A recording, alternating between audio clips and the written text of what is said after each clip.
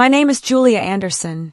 I'm 32 years old, born and raised in Chicago, but for the past decade, I've been living in New York City, working as a corporate lawyer. On the surface, my life looks polished and successful, expensive suits, glass office towers, courtroom victories. But the truth is far darker, hidden deep in the shadows of my past. I hadn't spoken to my family in over 12 years. Not a call, not a letter, not a single holiday card. To them, I was as good as dead. And honestly, for most of those years, that's exactly how I wanted it to be. But when the wedding invitation came, a thin white envelope, my sister's name elegantly printed on the card, everything I had buried clawed its way back to the surface. My sister, Melissa, was getting married, and she wanted me there. When people asked me why I cut ties with my family, I never know where to start. The Andersons were what you might call a picture-perfect family from the outside. Wealthy, respected in our community, always smiling in holiday photos. But behind closed doors, it was a different story. My father, a successful businessman, was cold and controlling. My mother played the role of a submissive wife, always desperate to keep up appearances. And my younger sister Melissa? She was the golden child, the favorite, the one who could do no wrong. Me. I was the mistake. At least, that's how they treated me. I was the one who questioned everything, who wanted independence, who refused to smile for the sake of appearances. I wasn't obedient like Melissa. I wasn't graceful like her. I wasn't the daughter my parents wanted to show off. The final straw came when I was 20 years old. I discovered a secret, one that tore my entire world apart. A secret my family would do anything to keep hidden. And when I confronted them about it, they turned on me. They told everyone I was unstable, that I was dramatic, a liar, ungrateful. They made me feel like I was crazy. So I left. I packed my bags one night, took what little money I had, and disappeared from Chicago without looking back. Starting over wasn't easy. I worked 3 jobs while putting myself through law school. I ate cheap takeout, lived in tiny apartments, and cried myself to sleep more nights than I'd ever admit. But I survived. And then I thrived. By 28, I had passed the bar exam and landed a job at one of the top corporate law firms in New York. I built my reputation from scratch, never relying on my family name, never letting anyone know where I came from. To my colleagues, I was Julia, the brilliant lawyer with an iron will and a flawless track record. No one knew about the broken girl I used to be. For 12 years, I told myself I was free. But the past has a funny way of catching up to you. The wedding invitation arrived on a rainy Tuesday evening. I came home from a long day in court, kicked off my heels, and found the envelope sitting on my kitchen counter. My doorman must have signed for it earlier. I froze when I saw the handwriting. Neat, looping letters. Melissa's handwriting. My hands trembled as I opened it. Julia, I know it's been a long time, but I want you at my wedding. Please, come back home. Love, Melissa. I sat there staring at the card for what felt like hours. Why now? Why after all these years of silence? And then the thought struck me. Maybe she didn't want me there because she missed me. Maybe she wanted me there because she knew I still carried the truth. The truth about what really happened in our family. The truth that could destroy everything. I almost didn't go. 4 days, I debated throwing the invitation in the trash. But something inside me, something I couldn't ignore, told me I had to. Not for Melissa, not for my parents, but for me. So, 2 weeks later, I found myself on a flight to Chicago. The moment I stepped off the plane, memories came rushing back. The smell of the air, the skyline in the distance, even the cab ride through the familiar streets. It was like stepping into a time capsule I had locked away and buried. When the cab pulled up to my parents' house, I froze. It looked the same. Perfectly manicured lawn, white shutters, fresh flowers by the porch. The kind of house people drove past and thought, what a lovely family must live there. If only they knew. Walking into that house after 12 years was surreal. The foyer smelled like lemon polish and roses, just like I remembered. But the faces around me, cousins, old family friends, neighbors, they all looked at me with blank stares. No one recognized me. I wasn't the awkward, quiet girl they remembered. I was a confident woman now, dressed in a tailored black dress, hair styled, heels clicking on the polished floor. I caught sight of Melissa across the room. She was stunning, as always, in a white dress for the rehearsal dinner. Her eyes widened when she saw me, and for a moment, I thought I saw something flicker across her face, fear. But then she smiled. "Julia," she said, walking over to hug me. "You came." Her voice was sweet, but her grip on my arm was tight. Too tight. Dinner that night was torture. My parents sat at the head of the table, acting like nothing had ever happened. They asked polite questions about my job, my life in New York, pretending like I hadn't been exiled from their lives for over a decade. Melissa played the perfect hostess, but I could feel her eyes on me constantly, watching, waiting. At one point, my father raised his glass and said, "It's good to have the family together again. Just like old times." I nearly laughed. Old times? Did he mean the years of lies, manipulation, and betrayal? I clenched my jaw and stayed quiet. For now. Because what they didn't know was that I hadn't come back just to attend a wedding. I had come back for the truth.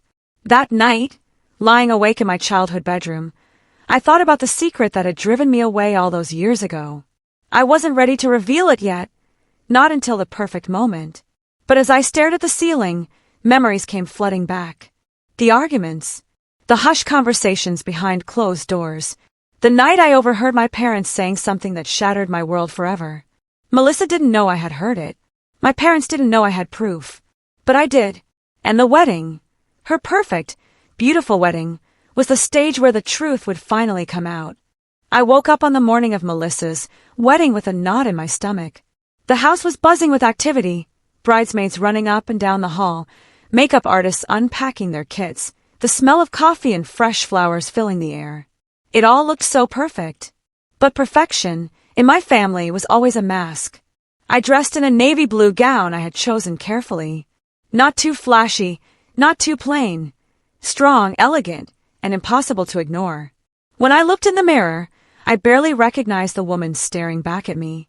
Confident, composed, ready. Because today was the day. Today, I wasn't just attending a wedding. Today, I was going to tear down the lies my family had built their lives upon. As guests arrived at the Grand Hotel ballroom where the ceremony was being held, I moved among them quietly. Most still didn't recognize me. Some whispered, trying to place my face, but Melissa had told everyone I'd been traveling or too busy for family life. If only they knew. At one point, my aunt leaned over to me and said, "It's so nice to see Melissa marrying such a respectable man. She's always been the pride of his family." I forced a smile. Pride of the family. Of course. Melissa had always been the star, while I was the shadow. But shadows see everything. The ceremony began with music, soft and delicate. Melissa walked down the aisle in a gown dripping with lace and jewels, every inch the perfect bride. Her fiancé, Daniel, looked at her like she was the only woman in the world. I almost felt sorry for him. Almost. When the minister asked if anyone objected, I held my breath. My heart pounded in my chest. But I didn't move. Not yet. This wasn't the moment. I let the vows finish. I let them exchange rings. I let them kiss and turn to the crowd as husband and wife. The applause echoed through the ballroom like thunder. But I wasn't clapping. Because the real show hadn't started yet. The reception was grand, chandeliers sparkling, champagne flowing, laughter filling the air.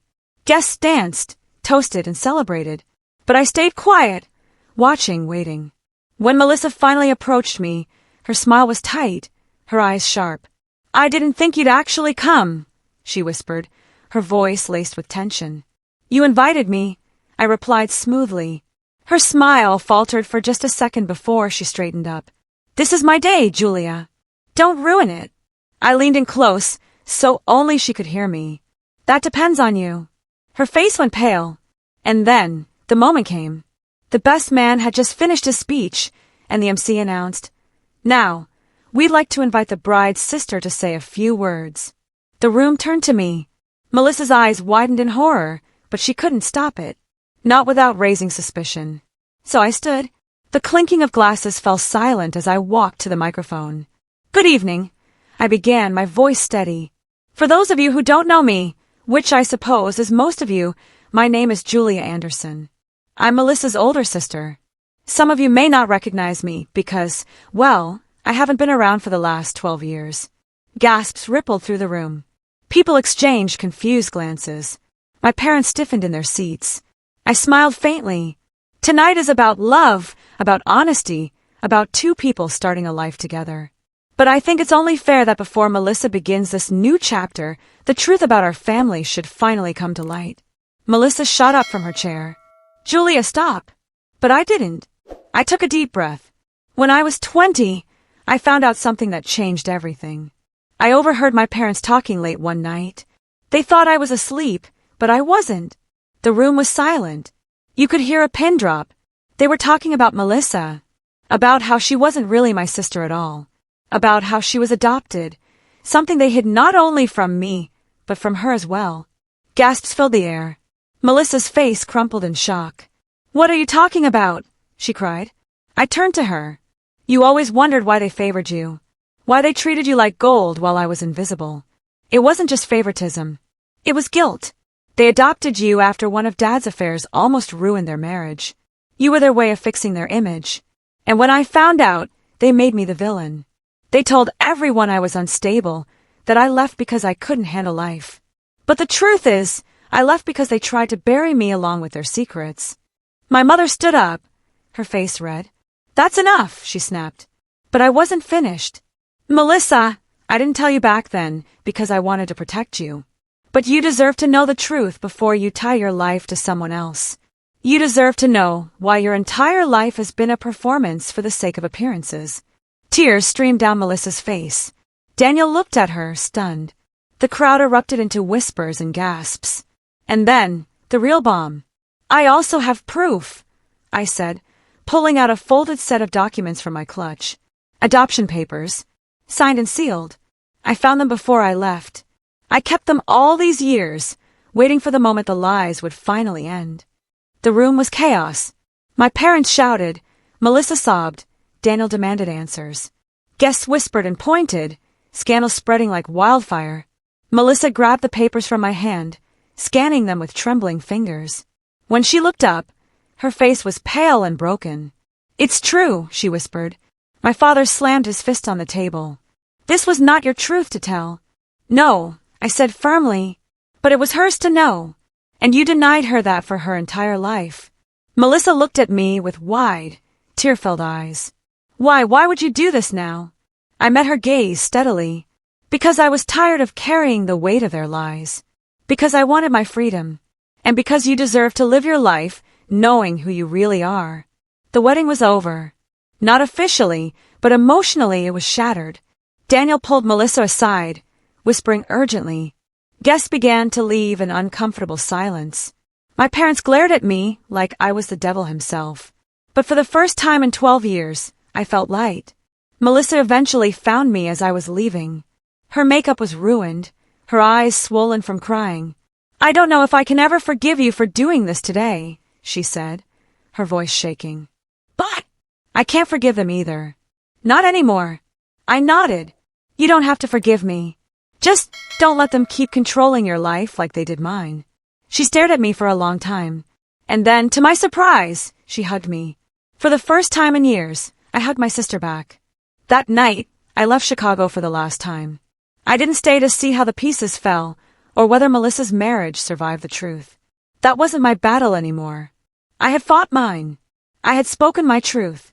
And as the plane soared back toward New York, I looked out the window with tears in my eyes and a strange sense of peace in my heart. For 12 years, I had been running from my past. But now, finally, I was free.